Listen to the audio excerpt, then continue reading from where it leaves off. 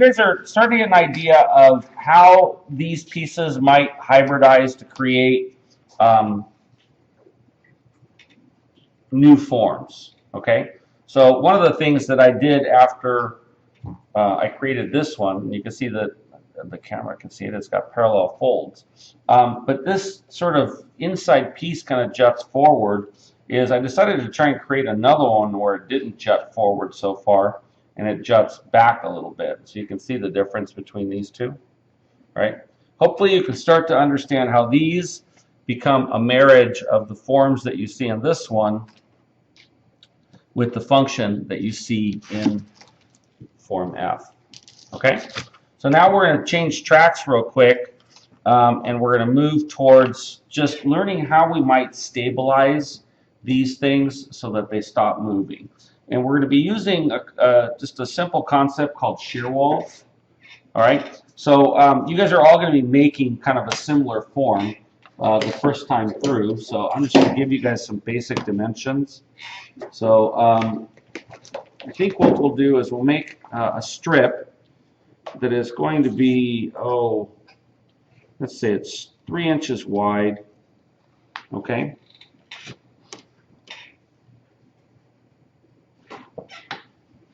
And we'll make it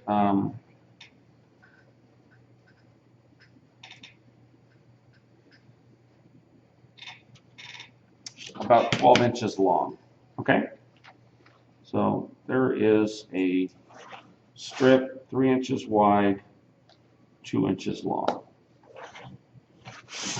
All right. And that's an approximation. I'll draw it with this so that the darn camera can pick that darn thing up.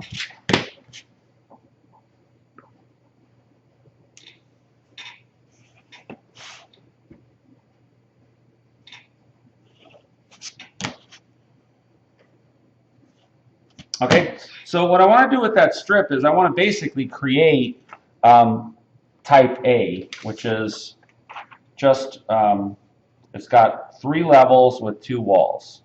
One of them folds in, one of them folds out. So I'm just going to kind of approximate, I'm going to make kind of a middle part. It's going to be about 3 inches. Okay. So, and then I'm going to make a wall on either side of that 3-inch center part that's 1 inch. Okay. So there's that. I'll use my square to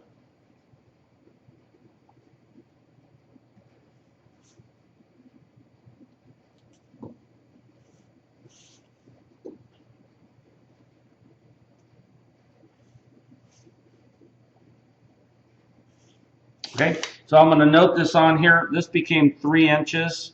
This became 1 inch. This became 1 inch. And that's what? 3, 4, 5 from 12 leaves 7, correct? So that's like, so I got about 3.5 here, 3.5 and 3.5. And it's 3 inches wide. Okay? So all we need to do is kind of cut that. The reason that I'm having you do this is because I want to show you how to create shear walls, right, that create resistance to the flexing of these things and keep the levels exactly at the right height. Okay? So I'm going to cut this out with this.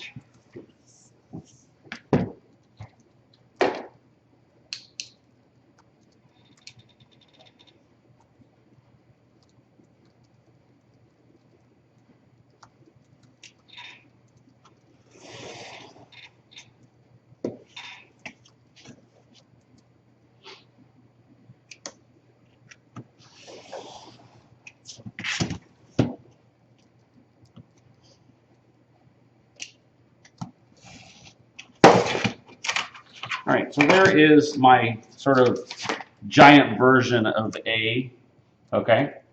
And I want to do it the same way. So this one, if you recall, we creased this one on the back side and this one on the front side. So I'm going to kind of take these lines and bring them to the back.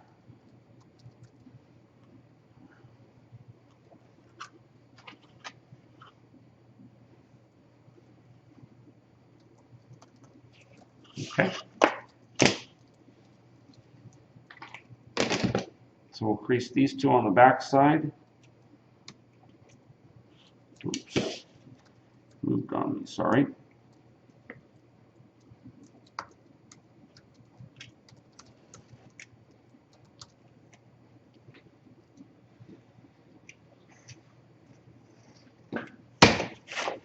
All right, so again, if it's like, if I had the A right here, this would fold forward, okay?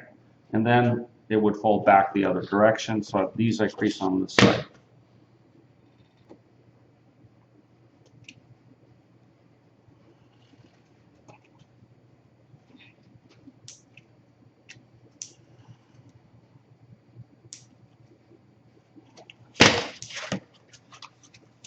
Okay, now what we're going to do is we're going to install a shear panel right inside of each of these. All right, now I want you guys to understand that when this thing flexes, right, each of those walls is acting like a hinge. In other words, things can move back and forth. So if we're going to install a wall that's going to stop that motion and keep things exactly level, they have to go perpendicular to the hinge. Okay? Now, in order to slant the walls, we are going to make the shear walls so that they're 3/4 of an inch tall. All right? So remember, these are 1 inch. So the part that we're going to put inside of it is going to be 3/4 of an inch tall. So I'm going to measure here 3/4 of an inch and cut a strip out. Oops.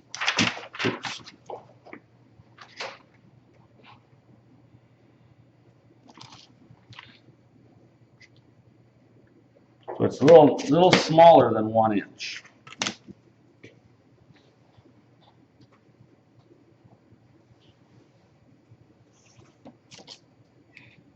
All right, here's my strip.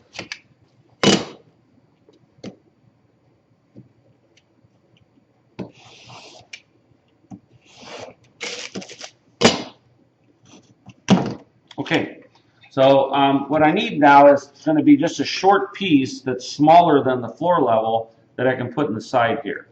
So I'm going to just cut a piece that's about, I don't know, 2 inches long or so.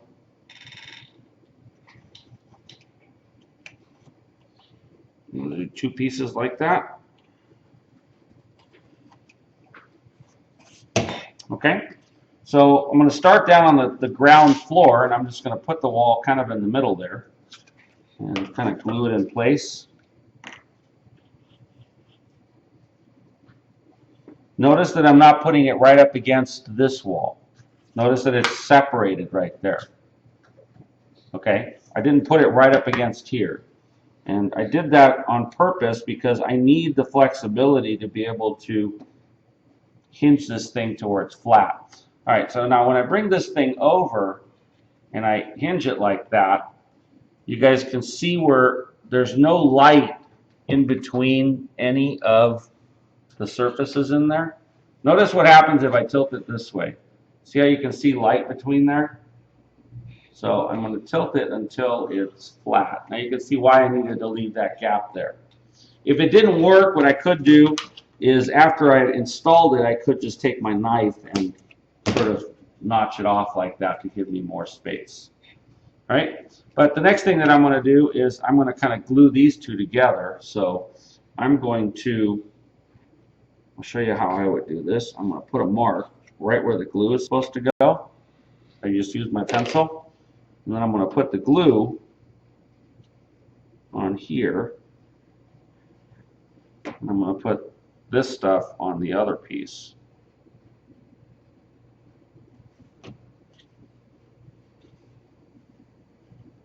And then I'll put them together within a second or two. Now, oops, there it went. Maybe what I need to do is put a little bit more of that in there. Now you can see, right, make sure the camera can see that the floors are exactly level. And since that shear wall inside is 3/4 of an inch instead of an inch, we get that nice slant on the side here. Okay? So do the same thing up above.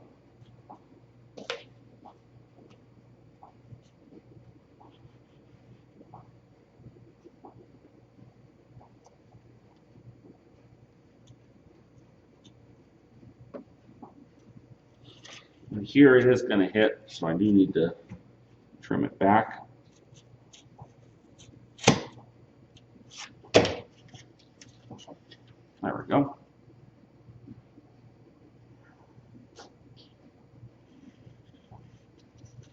A little bit of glue here. Two together and drop some accelerant in the middle. And there is my form. You can see that it's holding the floor levels exactly parallel to each other because those strips are parallel, right? You can see that it's angling the walls. Now, one of the things that I want you guys to understand, because students tend to have a kind of a dilemma with this. I'm going to break this real quick and tear this wall off. What happens if I don't put my shear wall perpendicular to the hinge? What happens if I put it this way?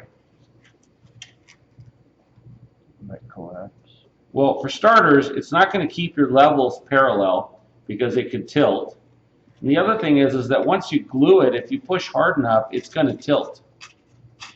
Right? If it's going this direction, it won't. If it's going perpendicular, right, to the hinge, it won't. It'll hold it in place.